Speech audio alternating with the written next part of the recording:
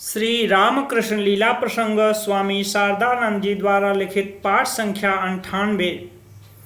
जन्मभूमि दर्शन। श्री रामकृष्ण देव को कामारपुकुर निवासियों का नवीन जैसे प्रतीत होने का कारण। कामारपुकुर के नर नारियों का नित्य प्रति जीवन उस समय श्री रामकृष्ण देव के लिए अधिकांश रूप से नवीन जैसा प्रतीत होने लगा था। यह बात स्पष्ट है। बहुत दिनों के बाद विदेश से लौटने वाले व्यक्ति को स्वदेश का प्रत्येक व्यक्ति तथा विषय जिस प्रकार नवीन दिखाई देते हैं, श्री रामकृष्ण देव की स्थिति भी प्रायः वैसी ही हुई थी, क्योंकि केवल 8 वर्ष तक जन्मभूमि से दूर रहने पर भी उतने समय के भीतर श्री रामकृष्ण देव के हृदय में साधना की प्रबल आंधी प्रवाहित होकर उसने उनके हृदय को आमूल परिवर्तित कर दिया था।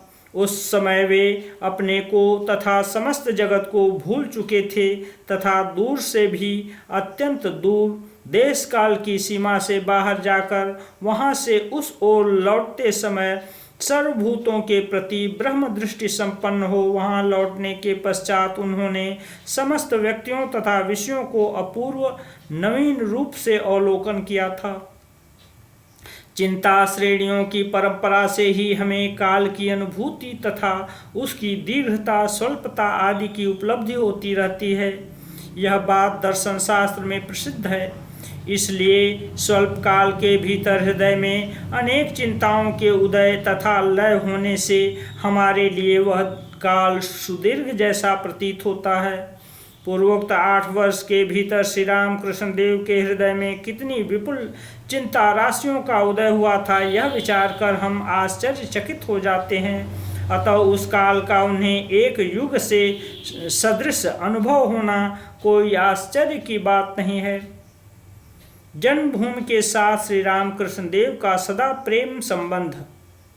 श्री रामकृष्ण देव ने कामारपुकुर में स्त्री पुरुषों को किस प्रकार अद्भुत प्रेम बंधन में आबद्ध किया था, यह सोचकर हम विस्मित हो जाते हैं। गांव के जमींदार लाहा बाबुओं से लगाकर ब्राह्मण, लोहार, बढ़ई, बनिया आदि सभी जाति के पड़ोसियों के परिवार उनके साथ श्रद्धापूर्ण प्रेम संबंध में बंधे हुए थे। श्रीयुक्त धर्मदास लाहा की सरल हृदय भक्तिमती विधवा भगिनी प्रसन्न तथा उसका पुत्र श्री रामकृष्ण देव का बाल सखा गया विष्णु लाहा, सरल विश्वासी श्रीनिवास सांकरी, पाइनों के घर की भक्तिपरायण महिलाएं, श्री रामकृष्ण देव की भिक्षा माता, लोहार पुत्री धनी आदि की भक्ति प्रीति की बातें श्री रामकृष्ण देव अत्यंत प्रेम के साथ बहुधा हमसे कहा करते थे और हम भी सुनकर मुग्ध हो जाते थे। ये लोग प्रायः सर्वदा उनके समीप उपस्थित रहते थे।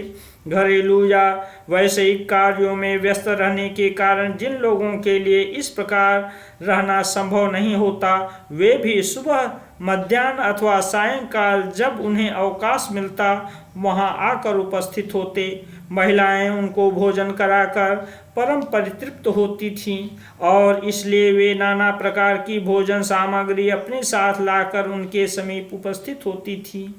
ग्रामवासियों के इस प्रकार मधुर आचरण तथा आत्मीय जनों के बीच रहकर भी श्री रामकृष्ण देव निरंतर किस तरह दिव्य भावावेश में रहा करते थे, इसका हमने अन्यत्र आभास प्रदान किया है। श्री रामकृष्ण देव द्वारा अपनी पत्नी के प्रति कर्तव्य पालन प्रारंभ करना।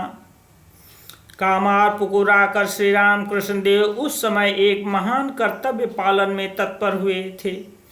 अपनी पत्नी के आने न आने के संबंध में उदासीन रहते हुए भी जब वे उनकी सेवा करने के निमित्त कामारपुकुर आकर उपस्थित हुईं, तब उनको शिक्षा दीक्षा प्रदान कर श्री रामकृष्ण देव उनके कल्याण साधन के लिए प्रवृत्त हुए थे।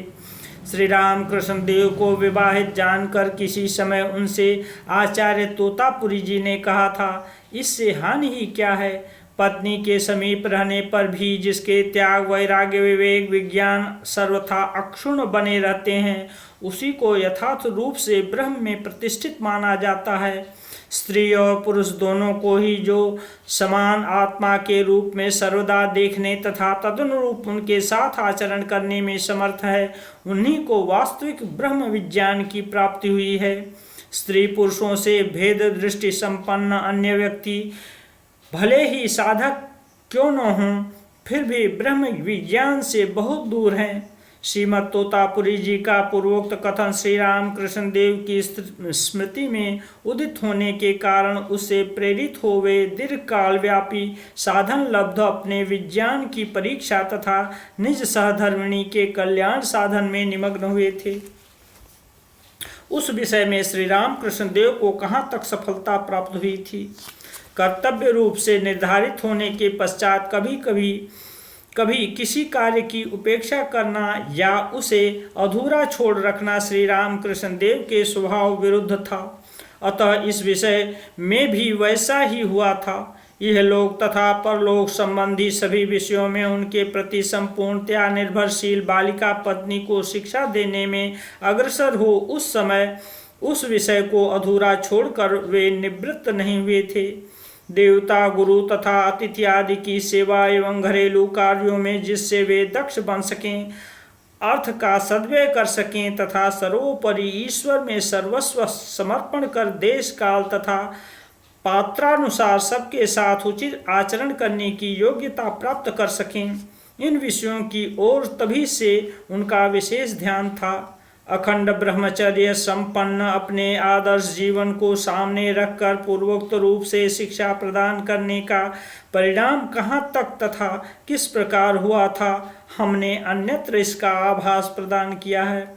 अतः यहाँ पर संक्षेप में इतना ही कहना पर्याप्त होगा कि श्री राम कृष्ण देव के काम गंध विवर्जित विशुद्ध प्रेम की प्राप्ति कर सर्वथा परितृप्त हो श्री महासाक्षात इष्ट देव के रूप में श्री राम कृष्ण देव के आजीवन पूजन तथा उनके श्री चरणों का अनुसरण कर अपने जीवन का निर्माण करने में समर्थ हुई थी।